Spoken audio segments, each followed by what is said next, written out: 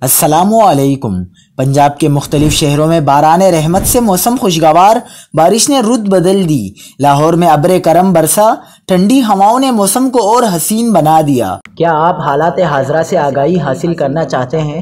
خبر کے پیچھے چھپے اصل حقائق جاننا چاہتے ہیں تو ابھی سبسکرائب کیجئے جلمل پاکستان کو اور ساتھ ہی گھنٹی کے نشان پر کلک کر دیں۔